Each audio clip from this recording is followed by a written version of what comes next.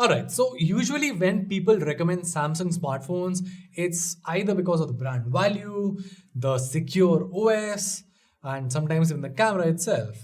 But seldom Samsung launches devices that are a great overall package. I mean, it's a complete phone for a very good price tag. The Galaxy M52 is definitely one of those. With a starting price tag of Rs 30,000, which is a massive bump from the initial sales price of Rs 26,000, there is no shortage of competition for the Galaxy M52. However, despite that, the phone does manage to stand out. So, what's so great about the Galaxy M52, and should you be investing your money into this device?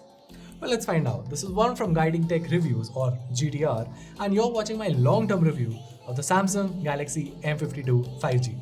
Let's get started.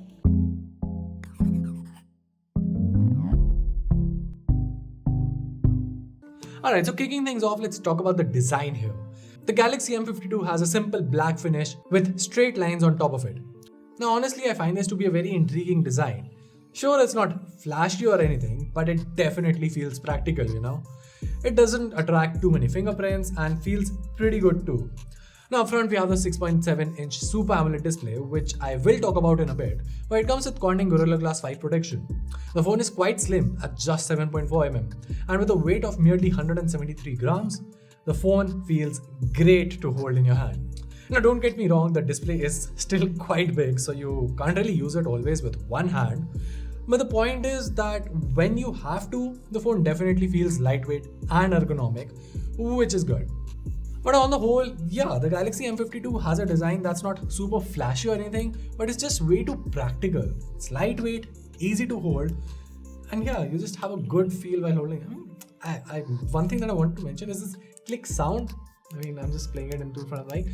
It's just very responsive, and yeah, it's a very subtle thing, but I really like it. As important as haptic motors are, these little sounds also really add on to the whole user experience. Now, moving along, we have the display, and this is clearly one area where Samsung rarely disappoints. 6.7-inch Full HD Super AMOLED 120Hz.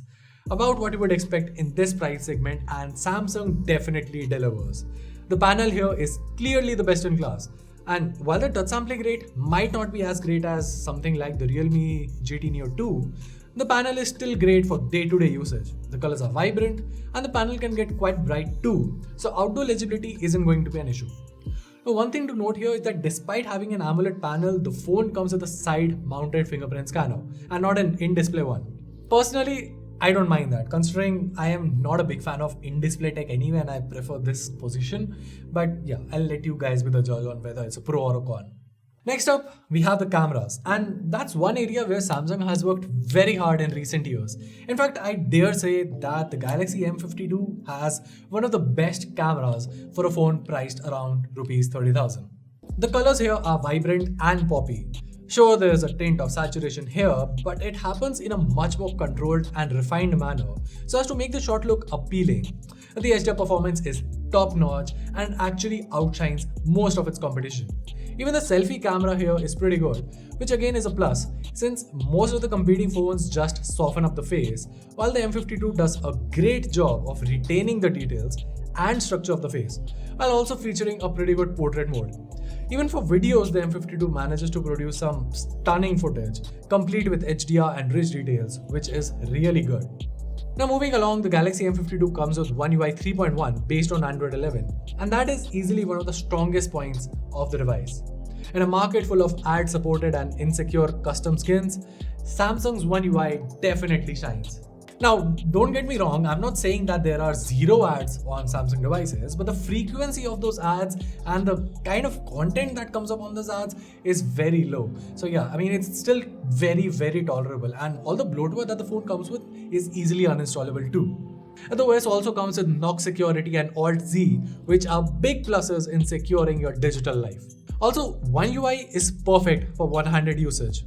Speaking of which, the phone should be getting the One UI 4.0 update pretty soon, which promises access to even more features, not to forget the features that Android 12 offers. So yeah. Now, before I talk about the performance segment, let me just quickly address the connectivity factor here. As the name suggests, the Galaxy M52 is a 5G enabled phone. And no, I haven't tested 5G here because we haven't received it. But the good part here is that this phone comes with support for 11 5G bands. Now, the reason why that matters is, well, you're not buying a phone just to stay in India, right? You might be traveling outside. So not only does it future-proof your device for whenever 5G support comes to India, but also when you're traveling internationally, it means that you can connect to, well, higher speeds and get the best networks coverage over there as well. So yeah, it's a good global factor to have it. Now, speaking of connectivity, another feature worth highlighting is Samsung Pay. The Galaxy M52 makes use of NFC and adds the security of Samsung Pay to make digital payments super seamless. As far as benchmarks go, the Galaxy M52 is no slouch. The Snapdragon 778 chipset has proven itself to be a great processor that offers near flagship performance with far better efficiency, and that shows. The M52 isn't really a gaming device per se, but that should not stop you from playing titles like COD or BGMI at very high settings. Now just keep in mind that while the experience is smooth enough, I wouldn't go about gaming for more than 2-3 hours on this, because the thermals can't really support a form factor like this one. Now don't get me wrong, you can still game on the Galaxy M52, but gaming enthusiasts should definitely look at other proper budget gaming phones like the POCO F3 GT. Because those are proper gaming devices that can handle games for extended period of session, something that the M52 can't do for extended periods. So yeah. Lastly, there's the battery. So 5000 mAh battery is pretty amazing. Couple that with the efficiency of Snapdragon 778 and the phone can easily last a full day of heavy usage, which is great. Yes, you can squeeze 1.5 days or maybe even quarter to 2 days from the phone, which is great. But yeah, for me, like I said it previously in other phone reviews as well, I just want a phone that can last an entire day of heavy usage. That is what I call a phone with a good battery life. And the M52 definitely delivers on that. So that's good. What's not good is the charging. Actually, the part 2 of it. So the phone supports 25-watt fast charging, which is fine. But what annoys me is the fact that this thing, while it supports 25-watt charging, comes with just a 15-watt charger in the box. And that is something that you could slide past when the phone was priced at 26,000. But when Samsung tries to sell this for 30,000, that is when things get a little bit, well, not that good. Because you see, Samsung is selling the 25-watt charger for another $1,700, and for that price, you're just better off getting a multi-port USB PD charger from the likes of AMX India. And yeah, the phone does support USB PD, so that's good. But I mean, you have to factor in that extra price that you will have to pay for a good charging speed, right? And that's pretty much the verdict here. See, when the phone was launched for 26,000, it was an easy recommendation. Even that slight con was something that was tolerable. Now, after the introductory sales are gone, the phone is retailing for 30,000. And for 30,000, don't get me wrong, the phone is still an excellent value for money. It's great for pretty much everyone out there. But this one slight asterisk mark on top of it, which is the 15-watt charging. I genuinely wish Samsung would have given us a 25-watt charger inside the box. Because for a normal consumer, then you'll have to add in the cost of a separate fast charger, which bumps up the cost to around 32,000. And when you're in that segment, then you have options like the iQoo 7 and the Realme GT Neo2 as well, which offer pretty much everything for everyone. So yeah. And well, that was it. If you found this video helpful, make sure to let us know by giving us a thumbs up and subscribing to our channel for more awesome tech content. Till then, this is Vaughn from Guiding Tech Reviews, or GTR, and I'll see you in the next one.